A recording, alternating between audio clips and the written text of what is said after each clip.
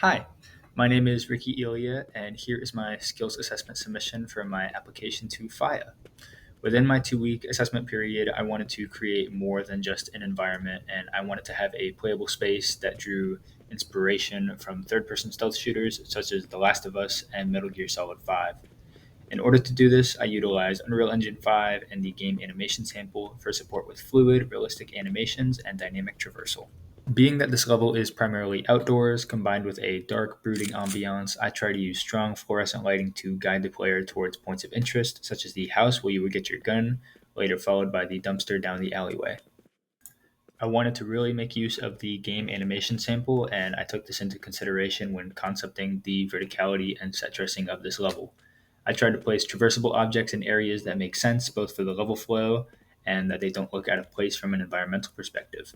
I make use of landscape tools and foliage to add differentiation to the floor, including puddles, tall grass, and bricks laid along the floor all across the facility.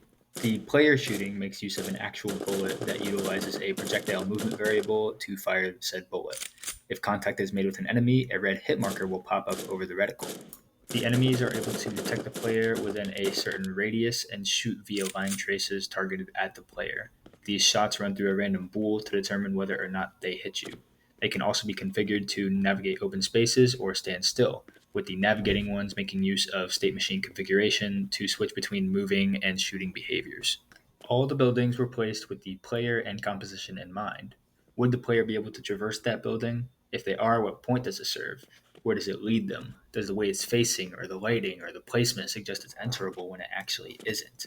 Because of this, I ended up doing a lot of kit bashing to construct different buildings to make them enterable or to communicate otherwise. After making your way past the first enemy encounter, I leave the player with two paths. They could either run straight through the middle, guns ablazing, while using the vehicles, wooden pallets, dumpsters, and other set dressing for cover, or they could try to stealthily make their way to the leftmost building, climb over to the next building, and then access the central computer while avoiding enemy detection. However, this way makes escape after opening the gate more difficult, as they now have to make their way past the soldiers that are towards the exit gate while essentially being funneled into the corner of the map. Taking the other route straight down the middle is more dangerous initially, but it ends up paying off in the long run. Once all the enemies are defeated, the player can essentially take a victory lap, accessing the central computer and opening the front gate to escape without having to worry about more enemies from that point on. Both paths reward the player, with the first giving the player a health pickup and avoiding action, while the second being more action packed, but it has an open field to really put the game animation sample's movement to use. Overall, I had a lot of fun with this project and learned a lot of new things that I've never gotten time to really work on, including AI, state machines, sequencers, level blueprints, behavior trees, Unreal Engine 5.5, game animation sample, and much more. I'm proud of the product that I was able to submit, and I feel like I was able to take the inspiration from my contemporaries and make a unique, immersive experience. I hope to continue building my skill set at FIA, and I'm excited for what's ahead. Thank you all so much for taking the time for watching, and thank you to FIA Admissions for your consideration.